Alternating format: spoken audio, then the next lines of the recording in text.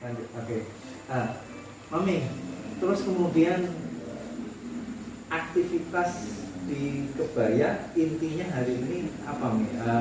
Lebih banyak kegiatannya itu berupa apa, Mi? Iya, kebetulan untuk di COVID-19 ini Mas, kita ya dapat bantuan dana gitu loh Mas. Itu Iya, kebetulan ada beberapa donor dari Jerman dengan dari Inggris itu memberikan bantuan kita selama 6 bulan.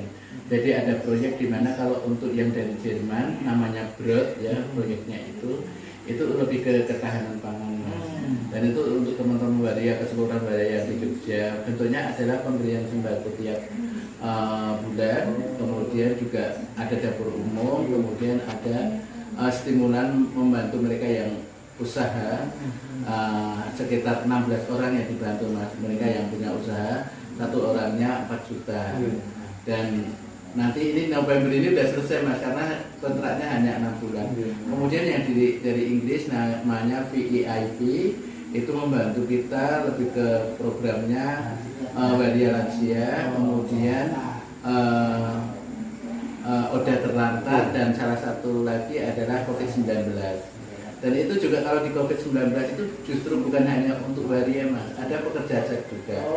Ya, pekerja seks yang ada di Parangkusumo dan Pasar Kembang itu menjadi dampingan kita. Sama sebetulnya kalau yang COVID-19 itu juga pemberian sembako dan dapur umum. Nah, terus kemudian kalau untuk yang pemberdayaan waria yang lansia, kemudian untuk ada yang terlantar itu kita fasilitasi misalnya dengan transportasi ke rumah sakit, kemudian pengambilan obat yang bukan ARV seperti itu kita fasilitasi. Untuk teman-teman yang lansia juga seperti itu, teman-teman lansia itu kita sebisa mungkin memberikan kebutuhan yang sebetulnya dibutuhkan seperti itu. Jadi dari semua kegiatan yang dilakukan oleh Kebaya lewat 2 donor ini yang kemudian bisa melengkapi kebutuhan-kebutuhan yang ada di teman-teman waria yang ada di Jogja. Alhamdulillah.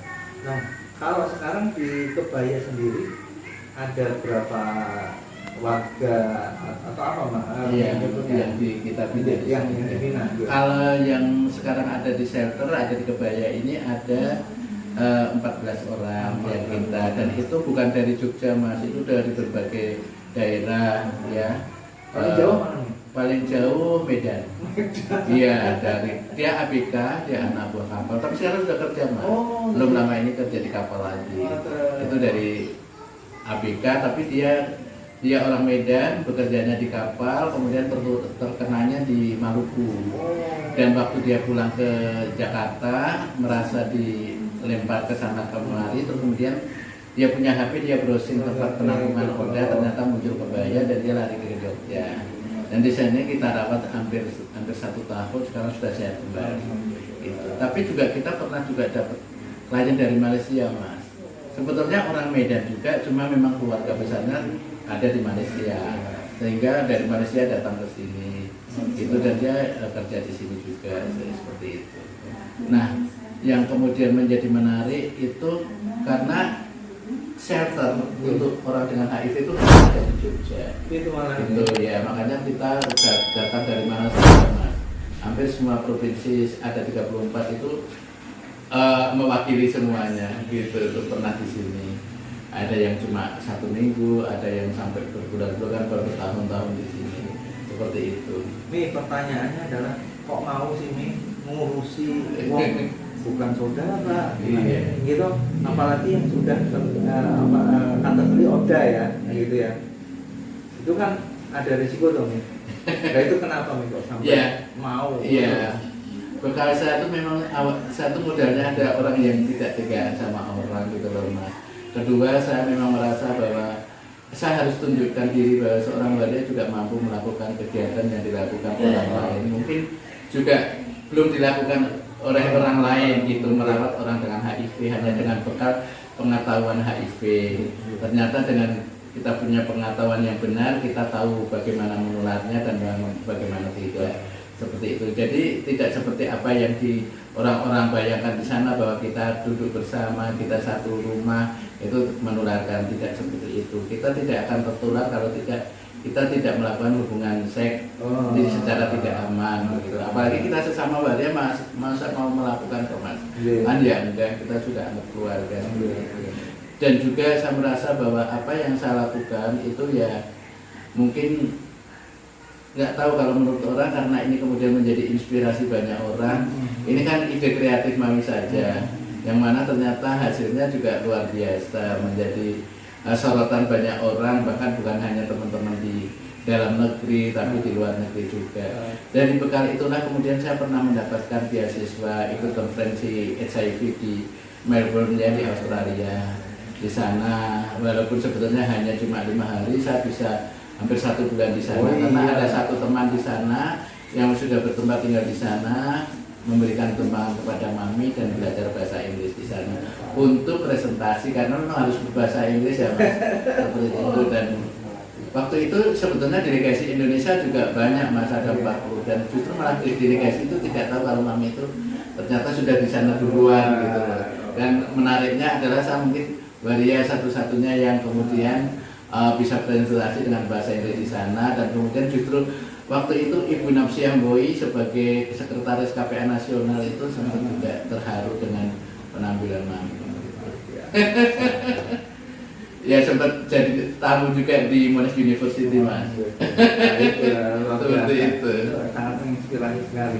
Pertanyaannya nih, kebaya dijadikan shelter untuk masyarakat sekitar hari ini seperti apa? Iya.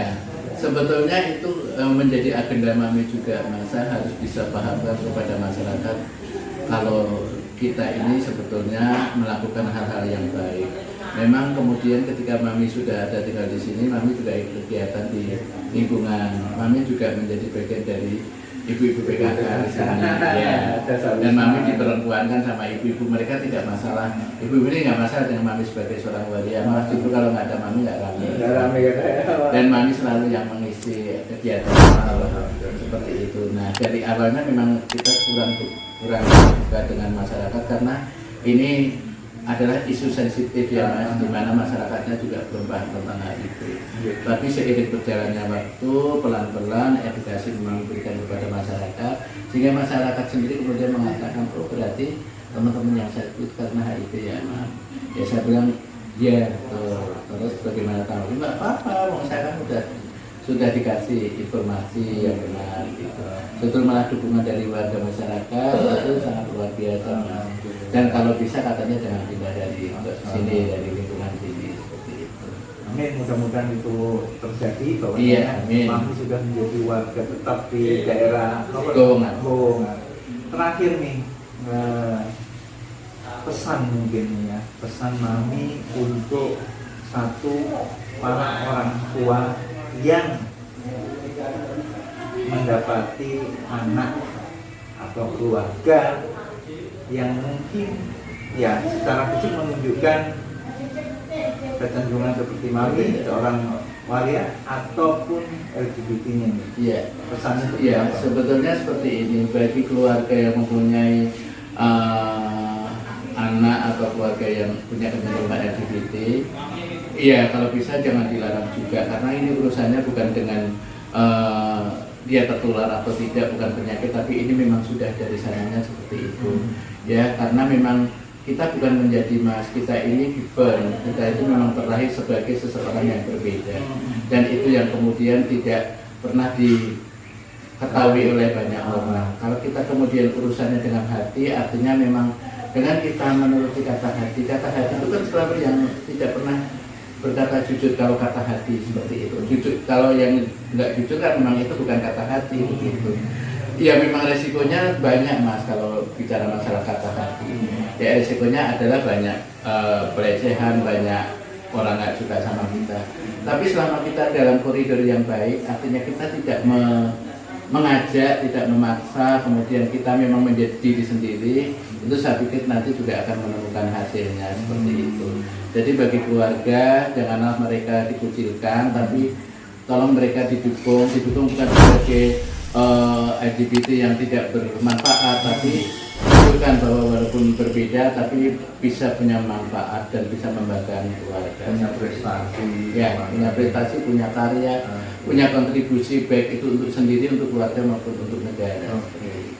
Itu ada pesan untuk keluarga.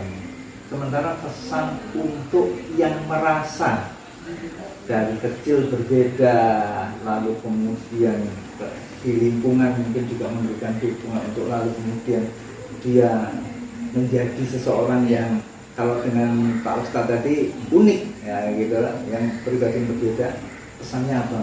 Iya, bagi teman-teman yang merasa berbeda, janganlah selalu menyalahkan diri sendiri. Janganlah kemudian kita dikaitkan dengan dosa dan neraka, karena dosa neraka itu semuanya orang pasti merasakan itu.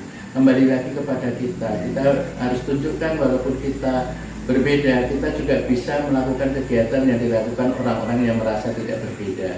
Artinya teman-teman harus punya kebanggaan bahwa dengan berbeda kita mampu juga berprestasi. Tidak apa-apa ketika kita sedang berproses itu banyak cemoohan, karena memang kita ini memang dicemooh, tapi ketika kita kemudian punya prestasi, kita punya kontribusi, orang-orang akan kagum sama kita, seperti itu. Luar biasa. Seorang Mami Vinulia, atau lengkap nama KTP-nya adalah Vinulia Wadijo. Seorang wanita walaupun dilahirkan dulunya adalah seorang pria, tetapi ada banyak inspirasi dan ada begitu banyak yang kita yang mengaku normal, hetero, mungkin kita tidak mampu melakukan apa yang telah dilakukan.